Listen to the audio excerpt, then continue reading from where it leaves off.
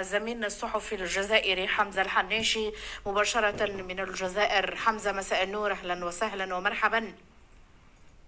مساء الخير زميلتي هدى، مساء الخير ليك وكل مستمعين إذاعة الديوان في تونس، وكل عام وأنتم بخير. شكرا جزيلا حمزة. القضية هذه كنت تسمع في ابنة أحد المسجونين، ما عندناش برشا تفاصيل الحقيقة في تونس لأنه بيان. آخر سؤال زميلنا حمزة الحناشي، بالنسبة لقضية التوانسة اللي تم إيقافه بالمرة اللي فاتت، هل تم الحكم في هذه القضية أو مازال؟ وعندك شي فكرة شنو العقوبة اللي قد تتوجه لهم؟ نعم، الحافلة التي تم توقيفها بالقرب من الحدود الجزائرية عن مستوى سبتة، والتي كان على متنها 9 أشخاص منهم 7 تونسيين، تم توقيفهم من طرف مصالح. زميلي حمزة، أنك متواجد معنا حتى تمدنا بالمعلومات آخر المستجدات. شنو تطورات القضية إلى الآن؟ عرفنا وأنه تعملت إذن السلام عليكم ورحمة الله تعالى وبركاته. اليوم الخميس 26 جانفي 2023 مباشرة من الجزائر، الساعة 6:30 مساء. يوم بارد، يوم مثلج، أمطار خير، ربي يجعلها غيث نافع إن شاء الله. مرحبا بكم متابعينا الكرام عبر قناتي في اليوتيوب حمزة حناشي نيوز. ستكون لنا سنة حميدة إن شاء الله مرتين في الأسبوع، الاثنين والخميس، لمناقشة مختلف المستجدات الساحة السياسية والأحداث الاقتصادية التي يعرفها وطني الجزائر، إضافة لمستجدات الساحة السياسية والأحداث التي تهمنا في الدول الشقيقة وخاصة تونس. تحية مني لأشقائي وأصدقائي في تونس صحفيين، خاصة في إذاعة الديوان وقناة التاسعة التي أتشرف أني مراسلها هنا في الجزائر.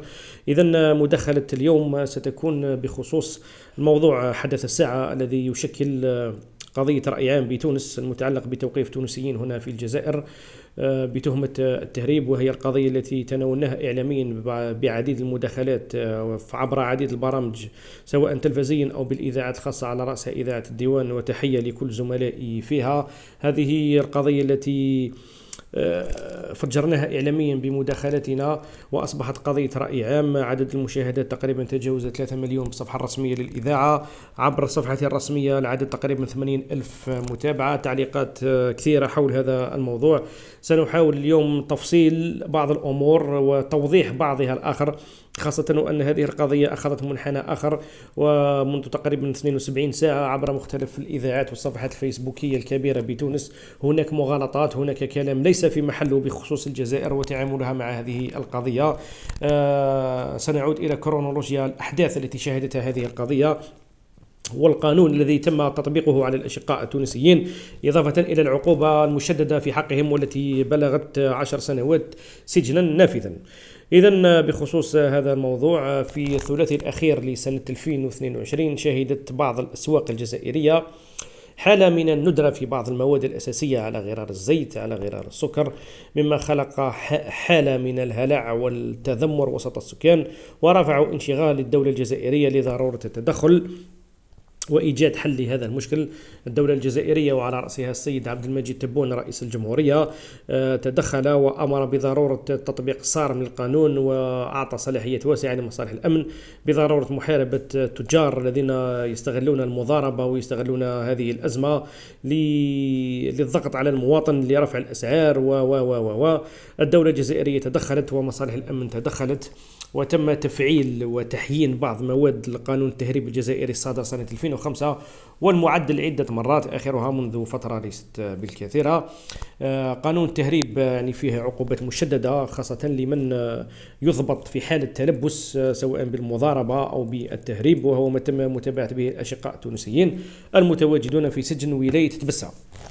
إذن بخصوص هذه القضية التي تناولناها بداية من يوم 2 جانفي 2023، يعني حوالي 3 أسابيع، عبر إذاعة الديوان، هذه القضية تمثلت في تمكن مصالح الدرك الوطني لولاية تبسة من ضبط وتوقيف حافلة تحمل ترقيم جزائري على متنها 9 أشخاص، من بينهم جزائريين، السائق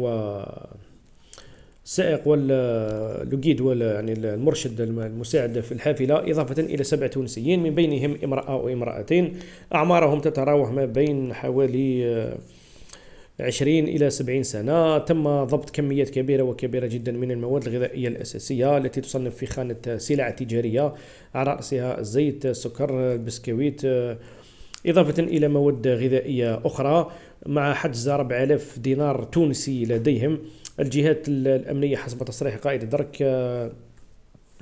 وباعتبار أن هذه الواقعة تشكل عملية تهريب لسلع عبر الحدود، وبعد ورود هذه المعلومات تم إنجاز ملف قضائي ضد المتهمين الموقوفين وتحويلهم إلى العدالة، أين تم محاكمتهم بمحكمة تبسة بقسم الجنح بجنحة التهريب، وتم النطق في حقهم بعقوبة السجن ل10 سنوات سجنا نافذا، وهي العقوبة التي فاجأت الإخوة التونسيين وخلقت هالة إعلامية كبيرة. وتم التطرق لهذا الموضوع دون معرفة القوانين الدولة الجزائرية، ودون معرفة أن ما ارتكب على أراضي جزائرية، وبعض الأبواق يعني انطلقت في مهاجمة الدولة الجزائرية ومهاجمة القوانين الدولة، والتلاعب بالعواطف على أننا شعب واحد، وأنه لا يمكن أن نتابع إخوان توانسة بعقوبة 10 سنوات على كما يقول توانسة دبوزة زيت، يعني قرعة تاع زيت. لكن مما اضطرني إلى تنزيل هذا الفيديو لتوضيح الأمور. أولا، قانون التهريب الجزائري كما قلت تم تفعيله في المدة الأخيرة وتحيينه ببعض مواد، وتم الضرب بيد من حديد عبر مختلف ولايات الوطن، خاصة للتجار المضاربين والذين كانوا يكدسون هذه السلع لاستغلال الأزمة، وتم النطق في حقهم بأحكام مشددة تفوق 10 سنوات ليكونوا عبرة لمن أراد أن يتلاعب بقوت الجزائريين. بخصوص الأشقاء التوانسة الذين تم ضبطهم وتوقيفهم ومحاكمتهم هنا في الجزائر، هذه السلع التي كانوا بصدد تحويلها إلى تونس هي تشكل تهريب جمركي وغش جمركي، باعتبار السلع التجارية المحجوزة من طرف مصالح الدرك الوطني كانت بدون فواتير. هذه أول نقطة. وكانت على متن الحافلة في طريق جبلي وليس في المعبر الرسمي للحدود التي تربط ما بين ولاية تبسة والحدود التونسية، بمعنى أن توقيف هذه الحافلة لم يكن في النقطة الأساسية للحدود، يعني المعبرين وتسليم الجوازات كان في طريق أخرى، أن الحافلة كانت تسلك طريق جبلي، بمعنى حاولت عن طريق الحرقة حاولت تهريب هذه السلع عبر مسلك خاص وليس عبر الطرق القانونية. هذه أول شيء. ثاني شيء، الدولة الجزائرية دولة سيادية، دولة تتمتع بسيادتها وتطبق قوانينها على سواء على مجالها الجوي البري أو البحري، ولها سيادة ولها قوانين. ويجب أن يعلم الأشقاء التونسيين أن القوانين الجزائرية تطبق هنا في الجزائر سواء على الجزائري أو غيره، ويجب أن تحترم عندما تدخل إلى الدولة الجزائرية بغرض السياحة أو غرض التسوق أو غرض زيارة عائلية أو سياحية. يجب أن تحترم هذا البلد وتحترم قوانينه وما تسير عليه. الأشقاء التوانسة الذين تنقلوا حسب تصريحات أهاليهم في إذاعة الديوان اللي بغرض التسوق وكما يقولوا باللهجة التونسية مشاو يسلعوا، يعني يجيبوا سلعة باعتبار تونس أيضا حسب ما شاهدت يعني في مواقع التواصل الاجتماعي أنه تشهد بعض الندرة في بعض المواد الأساسية، مما يعني جعل الأشقاء التوانسة يقصدون الجزائر لهذه السلع. الجزائر بلد مضياف، بلد كبير. العلاقة بين تونس والجزائر هي علاقة كبيرة منذ القدم. الجميع يعلم أن مقر الحكومة المؤقتة وما شهدته الثورة الجزائرية أغلبيته كان بتونس. العلاقة كبيرة وكبيرة جدا. أحدث ساقية سيدي يوسف، يعني الدماء جزائرية تونسية اختلطت. علاقة وطيدة منذ القدم وستبقى إلى الأبد، ونحن إخوة وشقاء. لكن في الأمور القانونية الجزائر لها سيادة ولها قوانين تحترم، كما لتونس سيادة وقوانين تحترم عندما يتنقل الجزائري إليها لقضاء السياحة أو. بالعودة إلى هذه النقطة، بعض الصفحات التونسية وبعض الكرونيكور على مستوى الإذاعات يتهجموا في الجزائر ويقولوا أنه كيفاش وعلى جل دبوزة زيت وأحكام بالنطق ب10 سنين سجن وأصبحت فيه استغلال القضية سياسيا، ويطالبوا ببعض الأمور وما لازمش هكذا، وأنه يجب إطلاق سراحهم ويجب. نحن نقول أن الدولة الجزائرية صارمة في تطبيق قوانينها. الدولة الجزائرية لا تتسامح مع من يريد اللعب بقوت الجزائريين أو المساس بأمنها الاقتصادي. إذا كان فيه جزائريين وتم محاكمتهم هنا في الجزائر بتهمة التهريب وبتهمة المضاربة وتم النطق بحقهم بأحكام مشددة ومشددة جدا، فما بالك بأجنبي يضبط هنا في الجزائر وهو بغرض إخراج هذه السلع عبر معابر حدودية وبطرق ملتوية وبدون فواتير وبكميات كبيرة. إذن هنا في هذه النقطة يجب أن يفهم الأشقاء التونسيين ومن يتابعون هذه القضية ومن يريد استغلالها سياسيا أن الجزائر طبقت القانون وفقط قانون التهريب الجمركي والذي تم الصادر سنة 2005 والذي تم تحيينه عدة مرات، يشدد على هذا النوع من العقوبات ويؤكد على الصرامة الكبيرة في محاربة التهريب مهما كان نوعه. الولايات الحدودية باش الناس تكون على علم كولاية مثلا طارف، ولاية تبسة كمثال في الحدود الشرقية، هذه ولاية مثلا في الجنوب في الصحراء وتسوف، هذه الولايات هي معابر حدودية يعني تربط هنا حدود برية مع شقيقة تونس، سواء عبر بوشبكة يعني في تبسة، عبر ولاية سوق هراس، عبر ولاية تبسة. هذه الولايات حسب يعني ما طالعت أنا على القانون وحسب ما شاورت أصدقاء يعني في الميدان القضاة، فهموني أنه عندما يتم حجز السلع على مستوى هذه الولايات الحدودية، التهمة مباشرة تكون التهريب، خاصة إذا كانت مخالفة للتشريع الجمركي وبدون وثائق.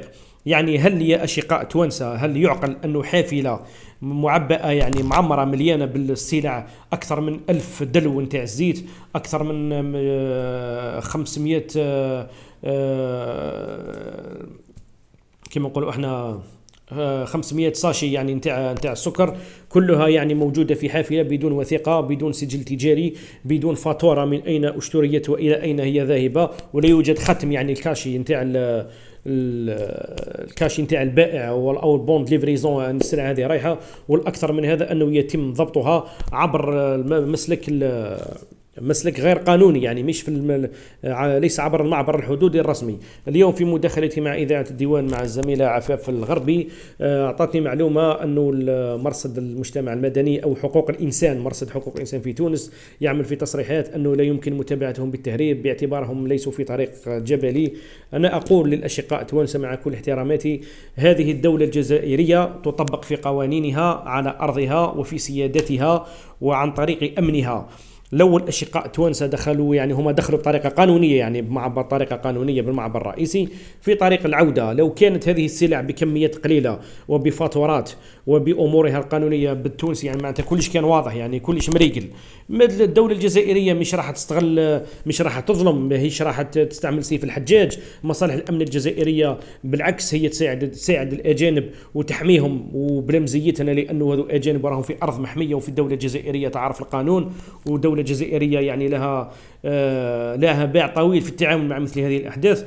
ما هيش راح تظلم، خاصة إذا كانوا أشقاء تونسيين يعني ذو خاوتنا مشي، لكن باعتبار أن ما قاموا به يخالف التشريع الجزائري والتشريع الجمركي ويعتبر في نظر القانون جنحة تهريب وفيها ظرف مشدد، الدولة الجزائرية طبقت القانون وفقط، ولم تستغل لا نفوذ ولا حجرة ولا أي شيء آخر. يعني الأشقاء توانسة قبل ما تطلقوا اتهامات في حق الجزائر وقبل ما تطلقوا اتهامات في حق الجزائريين ومصالح الأمن الجزائرية، لازمكم تعرفوا أنه القوانين هذه تطبق حتى هنا في الجزائر على الجزائريين، والقانون هذا تم التشديد فيه منذ تقريبا الثلاثاء الأخير لسنة 2022.